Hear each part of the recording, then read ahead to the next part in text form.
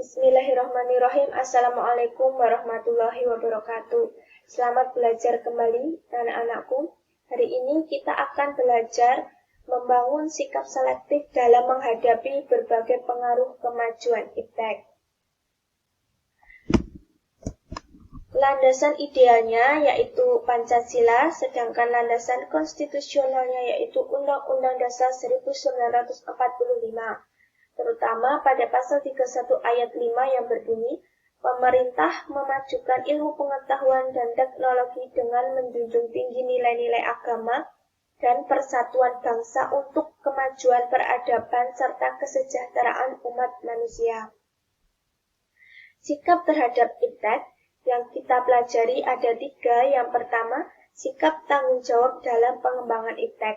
Yang kedua, sikap selektif terhadap pengaruh kemajuan iptek. Yang ketiga, sikap inovatif terhadap pengembangan iptek.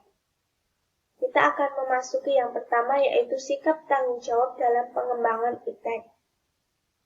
Kadang-kadang tidak disadari bahwa praktek-praktek iptek dapat memberikan dampak berupa perubahan-perubahan alam maupun perubahan masyarakat secara tak terduga. Maka, tanggung jawab manusia tidak hanya kepada kewajiban untuk mempraktekkan atau menerapkannya saja, akan tetapi harus sampai kepada perkiraan perubahan-perubahan alam dan sosial yang mungkin terjadi. Berikut ini adalah beberapa perwujudan sikap tanggung jawab dalam pembangunan iptek. Yang pertama, memperhatikan etika pengembangan iptek.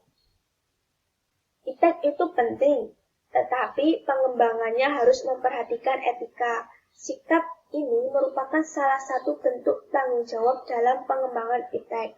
Tujuannya adalah agar iptek tidak menabrak nilai-nilai moral yang berlaku dalam masyarakat. Pengembangan dan pemanfaatan iptek harus memperhatikan etika sosial, kemanusiaan, atau etika moral. Bolehkah kita melakukan eksperimen misalnya dalam bidang kedokteran terhadap manusia? Jika eksperimen itu dilakukan, tentu hasil yang diperoleh akan sangat berguna bagi bidang kedokteran untuk memberikan layanan medis bagi kesejahteraan umat manusia.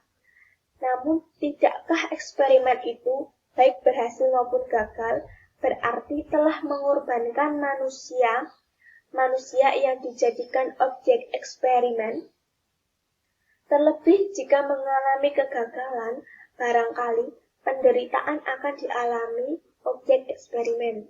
Dengan demikian, terjadilah pertentangan antara kepentingan pengembangan ilmu dengan kepentingan perikemanusiaan.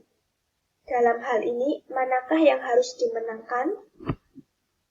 Pertanyaan ini harus dijawab bahwa dalam situasi pertentangan yang demikian, nilai etis yang satu harus diungguli oleh nilai etis yang lain berdasarkan hierarki nilai-nilai etisnya. Yang kedua, memperhatikan aspek pelestarian lingkungan. Salah satu bentuk sikap tanggung jawab dalam pengembangan iptek adalah memperhatikan segala aspek yang berkaitan dengan pelestarian lingkungan dalam proses pengembangan iptek. Iptek yang sedang dikembangkan jangan sampai menimbulkan pencemaran terhadap lingkungan hidup. Pencemaran yang berakibat kerusakan ekosistem. Contohnya, dinamit dan bahan peledak dimanfaatkan untuk mencari dan menangkap ikan. Hal itu tentu dapat merusak habitat dan lingkungan. Yang ketiga yaitu memperhatikan nilai guna iptek. Sikap bertanggung jawab dalam pengembangan iptek bisa ditunjukkan dengan memperhatikan kegunaan iptek terhadap kemaslahatan masyarakat untuk kepentingan bersama. Dengan kata lain, pengembangan iptek harus terarah pada peningkatan kesejahteraan rakyat. Selanjutnya, sikap selektif terhadap pengaruh kemajuan iptek. Kita akan membahas satu persatu, dimulai dari bidang politik.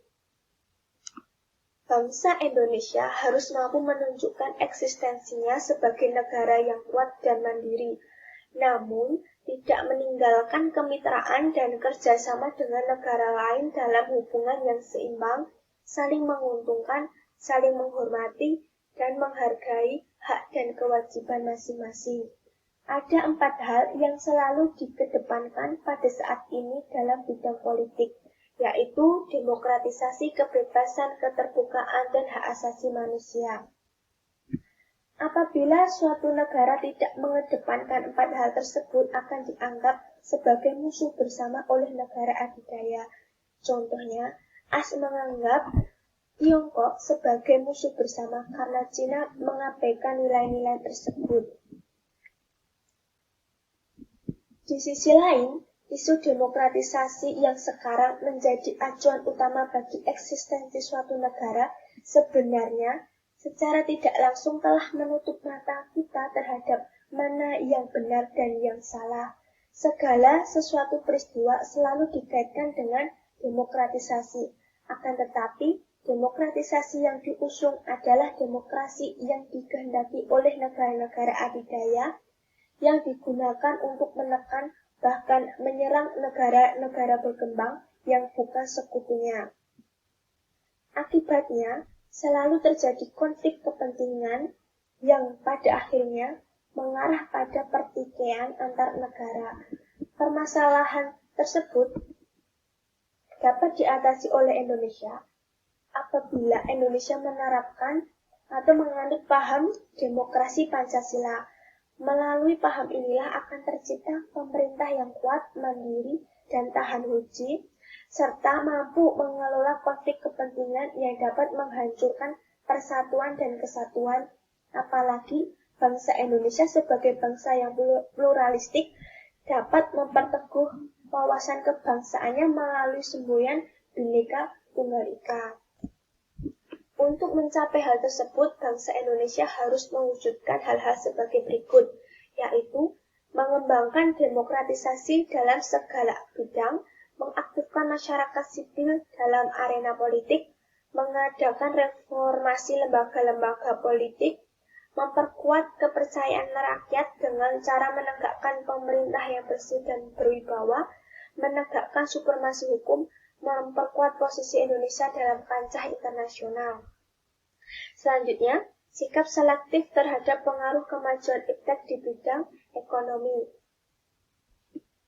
Globalisasi ekonomi lebih dikendalikan oleh negara-negara maju, sementara negara-negara berkembang kurang diberi ruang dan kesempatan untuk memperkuat ekonominya.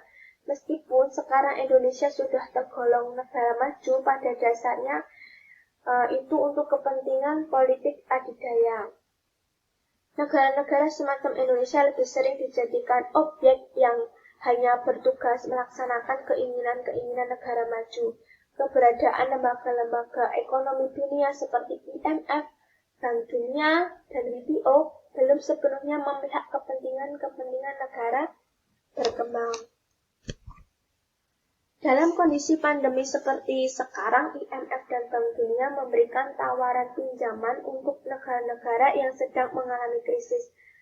Dan pada akhirnya tahun 2020 kemarin Indonesia menarik hutang tahap kedua sebesar 3 miliar dolar. Di satu sisi perekonomian terbantukan, di sisi lain hutang Indonesia beserta suku bunganya semakin banyak. Selain itu, kita masih banyak impor seperti impor beras, impor bawang putih, dan impor daging sapi, impor garam juga. Alasan pemerintah mengimpor adalah rendahnya produktivitas dalam negeri dan untuk komoditas tertentu pemerintah mengatakan barang dari luar negeri lebih murah. Bagaimana dengan nasib petani di Indonesia jika seperti ini terus? Tidak heran pertanian di Indonesia ditinggalkan kaum muda. Seharusnya pemerintah mengupayakan iptek untuk mempermudah cara kerja pertanian dan meningkatkan produktivitas pertanian. Sikap selektif terhadap pengaruh kemajuan iptek dan di bidang ekonomi, yaitu satu, sistem ekonomi dikembangkan untuk memperkuat produktivitas domestik. Yang kedua, pertanian dijadikan prioritas utama. Yang ketiga, industri-industri haruslah menggunakan bahan baku dari dalam negeri. Yang keempat, diadakannya perekonomian yang berorientasi pada kesejahteraan rakyat. Dan yang kelima, tidak tergantung pada badan-badan multilateral seperti IMF, Bank Dunia, dan WTO. Selanjutnya, sikap selektif terhadap pengaruh kemajuan iptek di bidang sosial budaya. Perkembangan teknologi komunikasi telah mencapai tahap yang memudahkan semua bangsa di dunia melakukan pertukaran budaya yang setara atau saling menguntungkan. Kesenian-kesenian daerah kita mulai punah bandingkan dengan negara Jepang dan Korea Selatan, negara yang maju dan modern namun tetap masih memelihara banyak aspek budaya mereka seperti ini adalah website-website yang menggambarkan betapa punahnya kesenian daerah kita. Oleh karena itu, kita perlu mengadopsi hal yang positif tersebut dengan tidak mengabaikan nilai-nilai jati diri bangsa kita. Jati diri bangsa kita yaitu seperangkat nilai yang kita anut dan kita kembangkan untuk mencapai cita-cita kita sebagai bangsa yang makmur dan sejahtera lahir dan batin dan bermartabat sehingga dihormati bangsa-bangsa lain di dunia. Sayangnya, hingga saat ini, kita bahkan ragu seperti apakah jati diri bangsa kita. Kita belum menetapkan nilai-nilai budaya yang ingin kita bangun. Kita sering mengklaim sebagai bangsa religius, ramah tamah, toleran terhadap suku atau agama lain yang berbeda. Selanjutnya, sikap inovatif terhadap pengembangan iptek. Indonesia telah tertinggal dalam pengembangan sains, teknologi, serta kualitas pendidikan tinggi, tidak hanya di tingkat dunia, tetapi juga di tingkat yang lebih kecil seperti ASEAN. Menurut Menteri Riset dan Teknologi, Bambang, mengatakan lembaga riset Indonesia masih tertinggal. Hal tersebut terlihat dari Indeks Inovasi Global sebesar 29,72 dari skala 0 hingga 100. Berdasarkan angka itu, Indonesia hanya bertengger di posisi 85 dalam hal inovasi. Kapasitas inovasi Indonesia masih rendah. Indonesia peringkat 85 dari 129 negara. Agar inovasi iptek dan daya saing Indonesia tidak tertinggal dari negara lain, kita perlu peran dari ketiganya, yaitu industri, pemerintah, dan akademisi. Demikianlah penjelasan dari Ustazah hari ini. Kesimpulannya yaitu bahwa teknologi merupakan berkah bila ia mencerahkan kehidupan kita, misalkan meningkatkan kemampuan fisik, memperpanjang harapan hidup, memudahkan kita bergerak dari satu tempat ke tempat lain, meninggikan kemampuan intelektual, martabat, dan moralitas kita. Akan tetapi, bila teknologi menghancurkan sumber alam dan kehidupan di bumi, menimbulkan polusi, dan menimbulkan pengangguran, serta menimbulkan perselisihan antar manusia atau antar lembaga, teknologi adalah bencana bagi kita. Dalam kata-kata seorang tokoh bernama William, yaitu, apakah kita tuan atau korban teknologi komunikasi, bergantung pada kemampuan kita sebagai kelompok untuk menggunakannya secara bijaksana agar bermanfaat bagi manusia. Sekian dari saya, akhir kata. Wassalamualaikum warahmatullahi wabarakatuh.